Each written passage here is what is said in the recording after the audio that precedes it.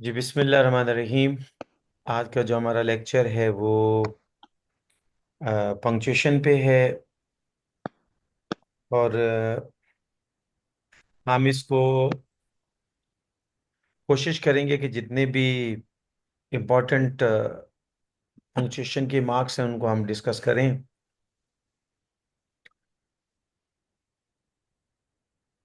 हम पैराग्राफ देंगे, उसके बाद हम उसके ऊपर वर्कशॉप हमारी होगी। हम वर्कशॉप पे डिस्कस करेंगे बेसिकली कि हमने कौन कौन से पंक्चुएशन मार्क को जो वो कैसे डिस्कस करना है। ज़रा इसको इरफान साहब ज़रा पैराग्राफ को पढ़ दीजिए एक दफ़ा।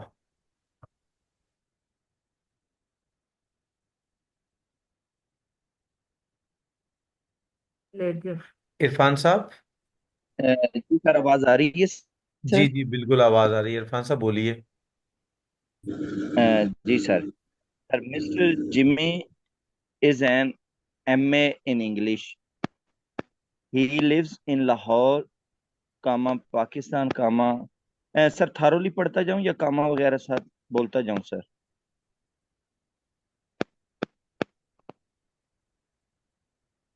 Hello sir.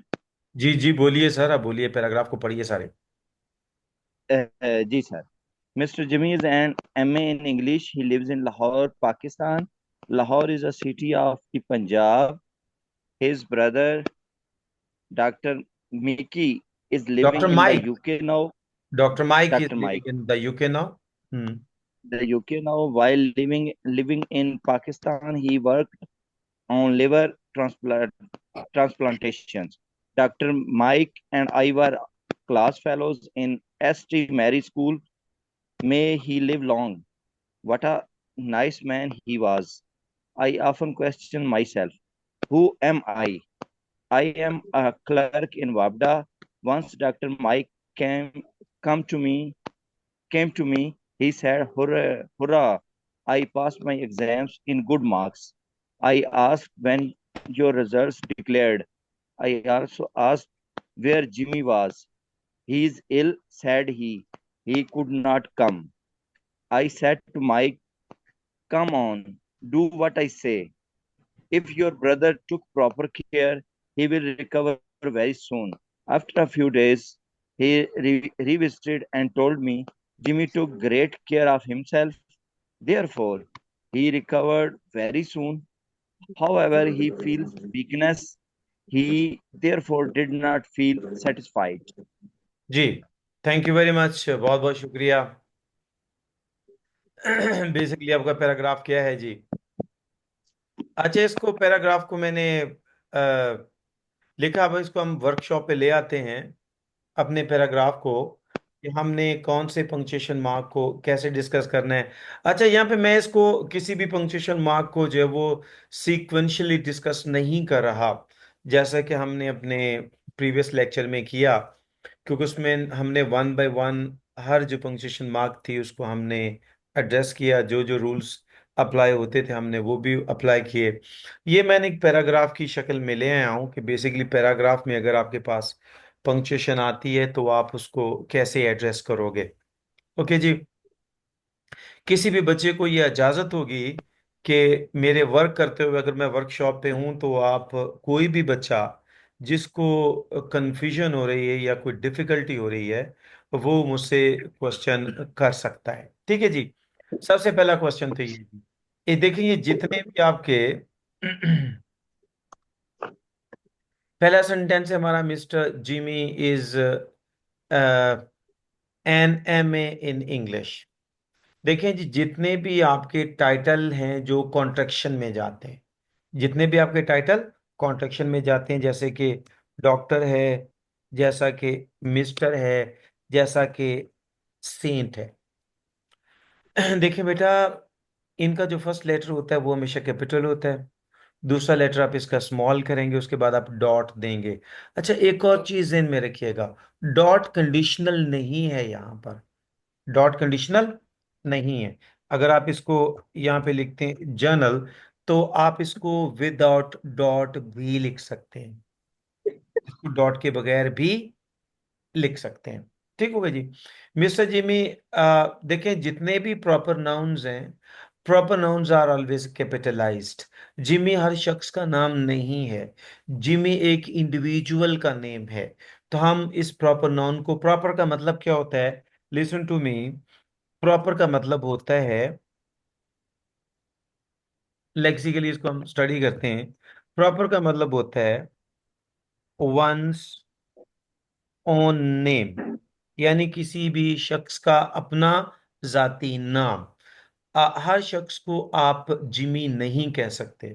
Jimmy is a particular person, और उसको हम, उस पर्टिकुलर पर्सन को हम जो है वो जिमी का नाम देते हैं। ठीक हो गया।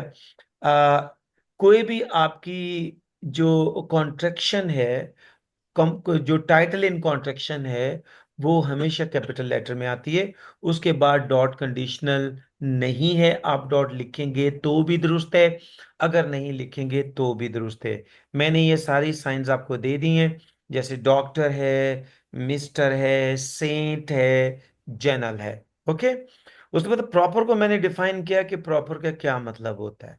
प्रॉपर नाउन को जब हम डिफाइन करते हैं रिस्पेक्टिव, तो एक चीज ध्यान में रखिएगा, प्रॉपर का मतलब होता है वंस ओन नेम, किसी का भी अपना जाती नेम। प्रॉपर की डेफिनेशन मैंने बेसिकली उसको जो एक्सप्लेन किया वर्ड प्रॉपर को, प्रॉपर का मतलब होता है वंस ओन नेम, किसी का भी अपना जाती नाम आ जाता है। उसके बाद आप बेटा ये जहन में रखिएगा, आपका कोई भी वर्ड, जैसे कि मैंने एम में डिग्री, अगर आप कॉन्ट्रैक्शन में लिखना चाहते हैं तो डिग्री के जो लेटर्स होते हैं वो हमेशा कैपिटल लेटर में आएंगे, वो हमेशा कैपिटल में आएंगे। इनके साथ आप डॉट दे भी सकते हैं, और आप इनको बगैर डॉट के भी लिख सकते हैं। ये दोनों ही एक्सप्रेशन जो हैं वो आपके करेक्ट हैं, दोनों ही दुरुस्त हैं।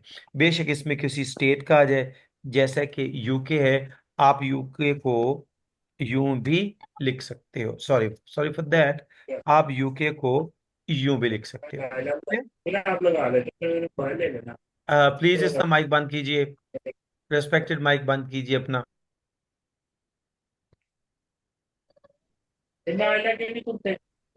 जी। उसके बाद देखें जी, आपका वर्ड एमए, एमए का वर्ड आपका एक ये भी मैं क्वेश्चन आपकी एड्रेस करता जाऊं कि आया कि हमें एन कहाँ पे लिखनी होता है और हमें आ कहाँ पे लिखना होता है। बेसिकली आपके दोनों ए और एन जो हैं, ये दोनों ही क्या हैं, आपके इनडेफिनेट आर्टिकल हैं। हम एन की आर्टिकल कहाँ पे लिखते हैं बेटा, आपका कोई भी वर्ड जो ए की साउंड दे या अलिफ की साउंड दे, ए की साउंड दे या अलिफ की साउंड दे, तो बेटा ये जहन में रखिएगा, अलिफ की साउंड देने वाला, आ, ये बड़ी अच्छी स्पेलिंग यहाँ पे इसने दी है, अलिफ। जी। ए की साउंड देने वाला या अलिफ की साउंड देने वाला जो वर्ड होता है, उसके साथ आप हमेशा एन की आर्टिकल यूज करते हो। जैसे कि एन, एम ए होता है एन, एल एल बी होता है एन, एस टी होता है। यानी कोई भी वर्ड बेटा जो अलिफ की या ए की साउंड देता है, आप उसके साथ जब इंडेफिनेट आर्टिकल लगानी हो तो आप कौन सी आर्टिकल लगाएंगे, एन के आर्टिकल लगाएंगे। ठीक हो गया। उसके बाद बेटा जितनी भी लैंग्वेज होती हैं, लैंग्वेज से मुराद इंग्लिश है, फ्रेंच है, चाइनीज है, उर्दू है, अरबी है, पर्शियन है, ठीक है, कोई भी जुबान, किसी भी जुबान को जब आप लिखते हैं तो उसका फर्स्ट लेटर हमेशा कैपिटल होता है। जैसे कि मैं इंग्लिश की बात कर रहा हूँ, या फिर मैं उर्दू की बात कर रहा हूँ, या मैं पंजाबी की बात कर रहा हूँ, ठीक है, कोई भी जुबान ले लें उसका फर्स्ट लेटर जो होता है वो हमेशा कैपिटल आता है। Is it clear? जी, हमने अपनी सेंटेंस वन को जो हमने जो कैटर कर लिया, अब हम इसकी सेंटेंस टू की तरफ जाते हैं। ये तो बात हमेशा जहन में रखिए कि आप जब भी किसी सेंटेंस को शुरू करते हैं उस सेंटेंस की जो फर्स्ट वर्ड है उसको आप हमेशा कैपिटल लेटर से शुरू करते हैं। ठीक है, यहाँ पे ही है, इसका फर्स्ट लेटर हमने कैपिटल दिया है। अच्छा, यहाँ पे मैंने जितने भी वर्ड्स बोल्ड किए हैं वो सारे के सारे आपके बेसिकली कैपिटलाइजेशन को इंडिकेट करें, आपकी कैपिटलाइजेशन को इंडिकेट करें कि बेसिकली वहां पे कैपिटल लेटर यूज होता है। देखें जी, he lives in Lahore Pakistan. देखें, कोई भी शहर, कोई भी स्टेट, कोई भी मुल्क जो होती है, कोई भी कंट्री जो होती है, उसका फर्स्ट लेटर हमेशा कैपिटल आता है। जैसा कि हमने यहाँ पर लाहौर को लिखा है, या जब आप किसी भी सिटी को उसकी कंट्री से अलग करने के लिए लिखते हो तो आप हमेशा उसके बाद कॉमा लिखते हो, उसके बाद हमेशा कॉमा देते हैं आप। Is it clear? यानी जब किसी भी कंट्री को उसकी स्टेट के साथ लिखते हैं या उससे सेपरेट करते हैं तो उसको हमेशा कॉमा के साथ लिखते हैं। ठीक हो गया जी।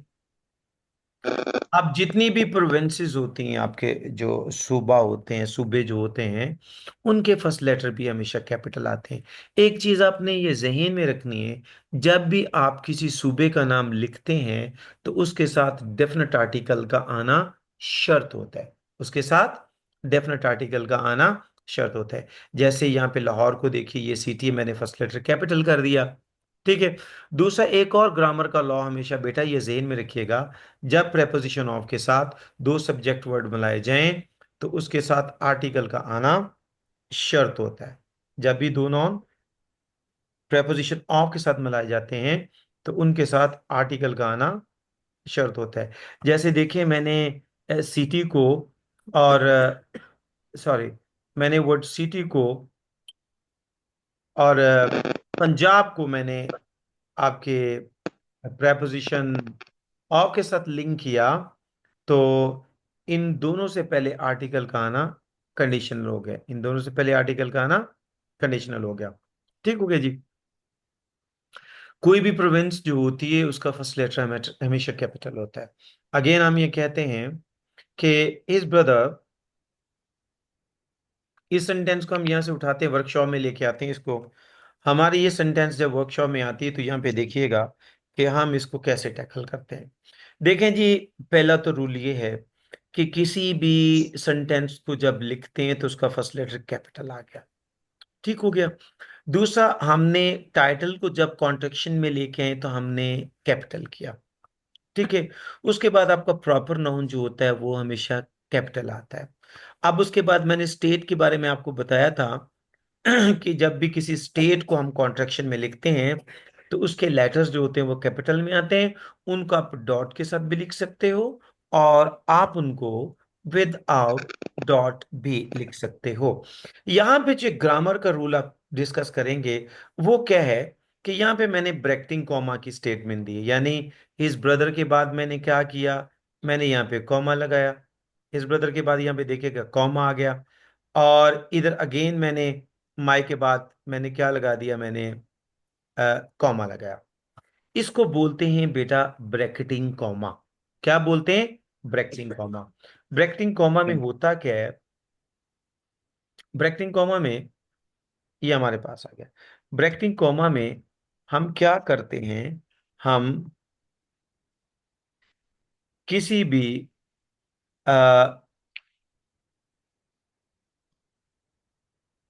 वर्ड के बारे में, बेशक वो आपका सब्जेक्ट है या आपका क्लॉज है, उसके बारे में जब आप एडिशनल इंफॉर्मेशन देते हैं तो आप उस एडिशनल इंफॉर्मेशन को कॉमा में लिखते हैं। इस एडिशनल इंफॉर्मेशन को आप non restrictive, non restrictive phrase भी कह सकते हैं, नॉन रिस्ट्रिक्टिव क्लॉज भी हो सकता है। ठीक है। नॉन रिस्ट्रिक्टिव फ्रेज भी हो सकता है, नॉन रिस्ट्रिक्टिव क्लॉज भी हो सकता है। बेटे, ब्रेकिंग कॉमा के अलावा जो सेम फंक्शन करता है एडिशनल इंफॉर्मेशन के लिए, वो आपकी पेरेंथेसिस भी होती हैं। क्या होती हैं वो? पेरेंथेसिस भी होती हैं। पेरेंथेसिस भी वही फंक्शन करती हैं जो कि ये ब्रैकेटिंग कॉमा कर रहा है। और इसके अलावा आपकी ब्रैकेटिंग डैश आ जाती है, ब्रैकेटिंग डैश आ जाती है।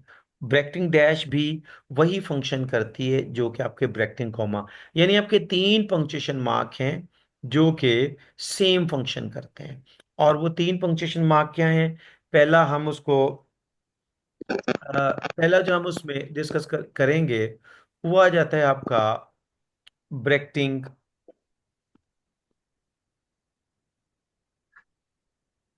Bracketing comma. फिर दूसरा पंक्चुएशन मार्क क्या है हमारा? वो है हमारा bracketing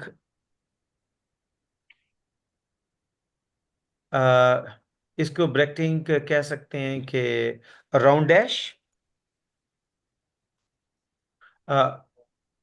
sorry, round brackets, bracketing round brackets आ जाते हैं। बल्कि इसके लिए हम पैरेंथेसिस का वर्ड यूज करें तो वो ज्यादा कन्वीनियंट होगा।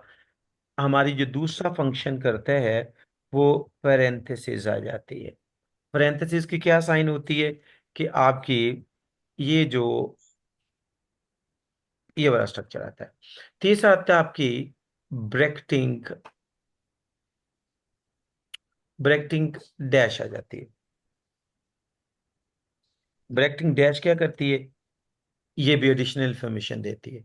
और ब्रैकेटिंग डैश का आपके पास जो साइन है वो ये वाला साइन आता है। और ब्रैकेटिंग कॉमा का जो आपके पास साइन आता है वो बेसिकली आपके पास ये वाली साइन है। ठीक है जी। ये बेसिकली तीन आपके पंक्चुएशन मार्क हैं जो सिमिलर फंक्शन करते हैं, जो सिमिलर फंक्शन करते हैं। हम तीनों फंक्शंस को एक ही सेंटेंस में डिस्कस करेंगे। अब हमारे पास आ जाता है जी यहां पर हिज ब्रदर आ गई यहां पे। यहां पे देखिए हमारे पास फ्रेज है हिज ब्रदर। अब हिज ब्रदर को हम यूं भी लिख सकते हैं। हिज ब्रदर के कौन? माइक आ गया। हम इसको यहां पर भी पुट कर सकते हैं। हमारे पास यहां पर भी ये आ सकता है। ये देखिए हिज ब्रदर सर माइक। यहाँ क्लियर? और इसके अलावा दूसरी इसी तरह हम इसकी, जी यहाँ पे डॉक्टर माइक आ गया।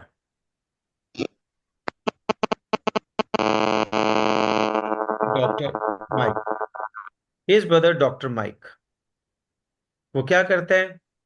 Is living, his brother doctor mic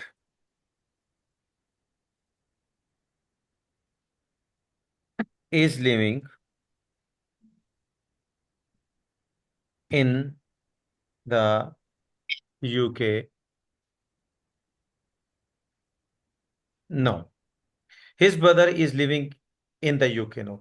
अब हम इस ब्रैकेटिंग डे इसको पैरेंथेसिस खत्म करके हम इसको ब्रैकेटिंग डैश के साथ भी डिस्क्राइब कर सकते हैं।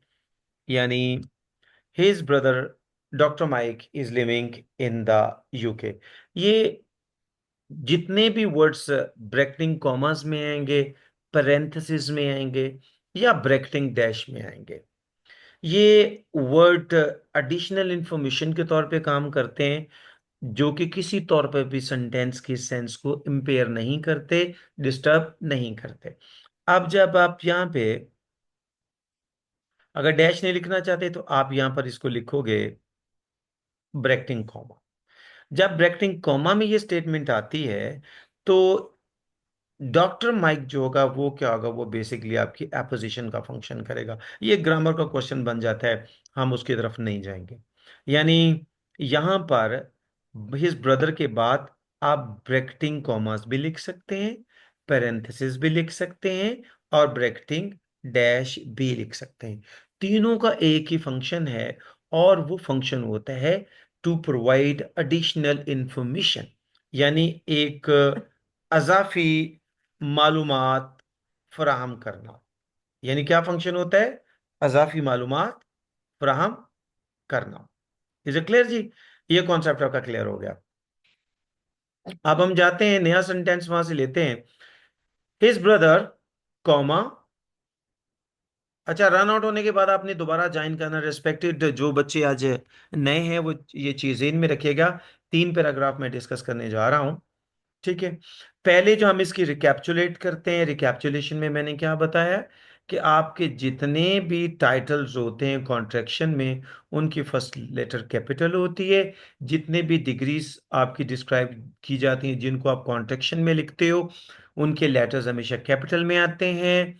आप उनको डॉट के साथ भी लिख सकते हो और विदाउट डॉट भी लिख सकते हो। कोई भी लैंग्वेज जो होती है उसका फर्स्ट लेटर हमेशा कैपिटल आता है। किसी भी लैंग्वेज का फर्स्ट लेटर हमेशा कैपिटल आएगा। कोई भी सेंटेंस हमेशा वो जब हम लिखते हैं तो उसको हम जो है वो कैपिटल लेटर से लिखते हैं। उसके बाद सिटी को कंट्री से अलग करने के लिए कॉमा इस्तेमाल किया जाता है। कोई भी सिटी जिसकी कोई पर्टिकुलर नेम होती है, प्रॉपर नेम होती है, उसका फर्स्ट लेटर कैपिटल आएगा, स्टेट का फर्स्ट लेटर कैपिटल आएगा। जैसे लाहौर का हमने लिखा है, पाकिस्तान का लिखा है। फिर हमने जब अब प्रोविंस का नाम लिखते हैं तो प्रोविंस का फर्स्ट लेटर हमेशा कैपिटल आता है। और दूसरी इंपॉर्टेंट चीज अपने प्रोविंस के हवाले से जो अपने जहन में रखनी है, ये चीज आप अपने माइंड में रखिएगा। प्रोविंस के साथ हमेशा आर्टिकल दा का यूज किया जाता है। सेकंड में जी हमने ब्रैकेटिंग कॉमा को किया। ब्रैकेटिंग कॉमा के साथ हमने पेरेंथेसिस का भी यूसेज सीखा, हमने ब्रैकेटिंग डैश का भी सीखा। वाइल लिविंग इन पाकिस्तान, एक चीज इनमें लिखिएगा जी, जब भी आपकी कोई भी कंजंक्शन, आपकी subordinated conjunction, I mean to say, जब भी आप किसी भी सेंटेंस को सबऑर्डिनेटिंग कंजंक्शन के साथ स्टार्ट करें, सबऑर्डिनेटिंग कंजंक्शन के साथ स्टार्ट करें, तो ये बात जहन में रखिएगा, उसका फर्स्ट लेटर हमेशा कैपिटल आएगा और उसका कॉम्बिनेशन हमेशा कॉमा के साथ आता है। चलो मैं स्पेसिफिकली अगर इसी की बात करूं, वाइल को, आफ्टर को, इफ को, दो को, ये मैं स्पेसिफिकली चंद वर्ड बोल रहा हूं। बेसिकली किसकी मैं बात कर रहा हूं? मैं वाइल की बात कर रहा हूं, मैं इफ की बात कर रहा हूं, मैं आफ्टर की बात कर रहा हूं, मैं दो या ऑल दो की बात कर रहा हूं। जब इनको आप सेंटेंस के शुरू में लिखते हैं तो इनका फर्स्ट लेटर कैपिटल होता है। और दूसरी बात आप हमेशा ज़हन में रखिएगा, इसका कॉम्बिनेशन हमेशा कॉमा के साथ आएगा। इसका कॉम्बिनेशन हमेशा कॉमा के साथ आएगा। और इसकी इंडिपेंडेंट क्लॉज जो होती है वो हमेशा फुल स्टॉप के साथ, इसका टर्मिनेशन मार्क जो देंगे आप वो हमेशा फुल स्टॉप होता है। Is it clear? अगेन हमने देखें जी, नेक्स्ट पॉइंट जो मैं डिस्कस करने जा रहा हूं वो ये कि आई का फंक्शन क्या होता है। आई जब as a noun phrase function करता है, जब मैं के मानी देता है, तो आई सेंटेंस में जहां भी हो वो हमेशा कैपिटल लिखा जाता है। जैसे doctor Mike and I were class fellows in Saint Mary school. देखिए जी, जब भी किसी भी अदारे का नाम लिखा जाता है, किसी कंपनी का नाम लिखा जाता है, किसी बुक का टाइटल दिया जाए, किसी कंपनी का टाइटल दिया जाए, उसको हमेशा कैपिटल लेटर के साथ लिखते हैं। जैसे यहां पर देखें, आई मैंने as a noun phrase use की है तो इसको मैंने कैपिटल लिखा है। उसके बाद मैंने सेंट मेरी स्कूल कह दिया। अब Saint Mary school basically institute का नेम है। किसी भी इंस्टीट्यूट का जब आप नेम लिखते हैं तो उसको हमेशा आप कैपिटलाइज करते हैं। ठीक है। और यानी इन शॉर्ट के टाइटल जो होती है, बेसिकली टाइटल जो होती है या उसका जो पर्टिकुलर नेम जो होता है किसी भी अदारे का, उसको आपने हमेशा कैपिटल लिखना है। क्योंकि ये टाइटल होता है ना किसी भी अदारे का, किसी भी कंपनी का। एक इंपॉर्टेंट चीज आपने ये जहन में रखनी है कि टाइटल में 3 वर्ड हमेशा स्मॉल आते हैं।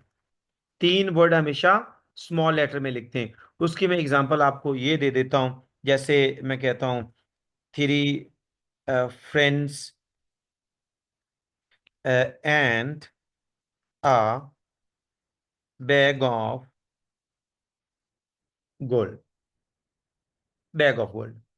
ठीक है। आप देखिएगा जी, 3 friends and a bag of, आपके पास गोल्ड आ गया। ठीक है जी। इस टाइटल को हम डिस्कस कर ले। ये चीज आपकी प्रेसी में भी बहुत ज्यादा सपोर्ट करेगी आपको। ये प्रेसी में भी बड़ा इंपॉर्टेंट रोल इसका होता है। ये जो आपको स्टेटमेंट दी जा रही है, प्रेसी में हम क्या करते हैं, जब हम टाइटल लिखते हैं तो टाइटल में कभी भी पंक्चुएशन मार्क यूज नहीं किया जाता। प्रेसी के टाइटल में कभी भी पंक्चुएशन मार्क यूज नहीं किया जाता। तो रिस्पेक्टेड, अगर आप पंक्चुएशन मार्क यूज नहीं करते तो इसका मतलब है कि टाइटल में कभी भी वर्ब का इस्तेमाल नहीं होता। दो चीजें आपने हमेशा ज़हन में रखनी, टाइटल में एक तो वर्ब का इस्तेमाल नहीं होता, दूसरा टाइटल में पंक्चुएशन मार्क का इस्तेमाल नहीं होता। टाइटल में तीन वर्ड हमेशा लोअर केस में लिखे जाते हैं। वो तीन वर्ड कौन कौन से हैं जी? तीन वर्ड आपके उसमें आ जाते हैं,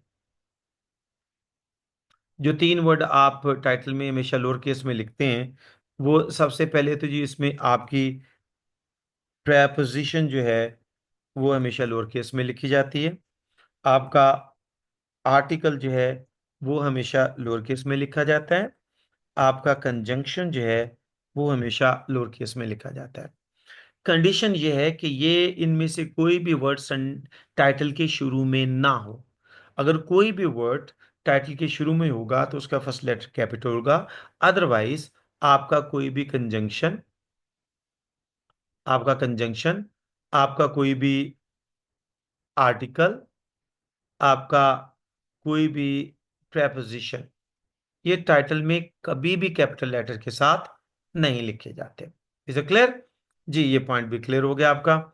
जी, टाइटल जो होता है, और देखें, टाइटल जो होता है वो किसी बुक का हो, किसी कंपनी का हो, एक तो ये कि उसको हमेशा कैपिटल लेटर में लिखते हैं। दूसरा, वो बेशक अपनी फॉर्म में प्लूरल हो, अपनी सेंस में हमेशा सिंगुलर होता है। मिसाल के तौर पे मैं कहता हूं द अरेबियन नाइट्स, ये बेसिकली एक बुक का टाइटल है। ये क्या है?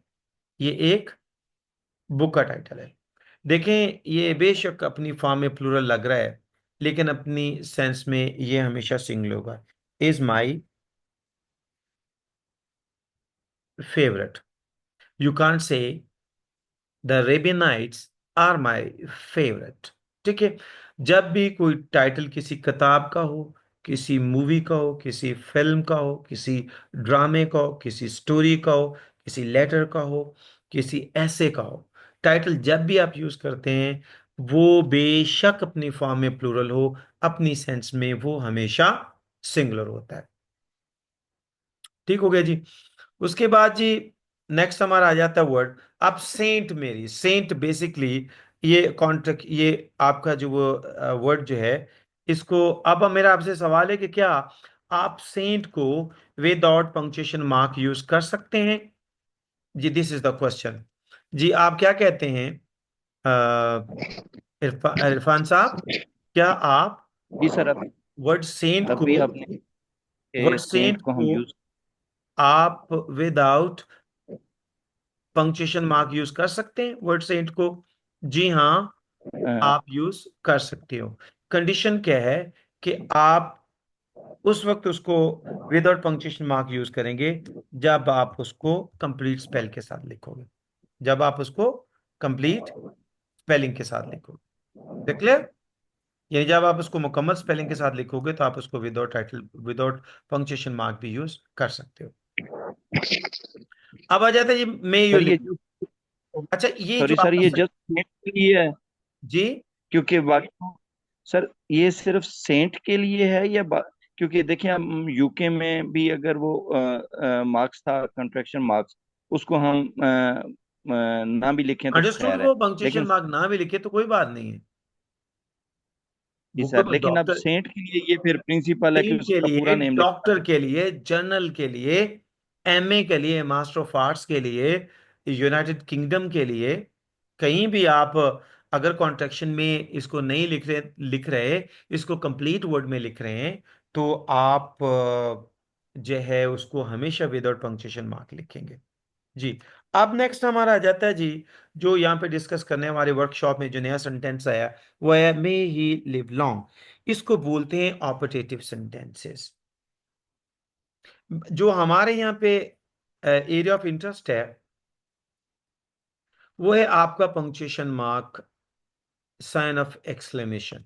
क्या हम एक्सक्लेमेटरी साइन को कहाँ कहाँ यूज करते हैं? देखें जी, आप एक्सक्लेमेटरी साइन को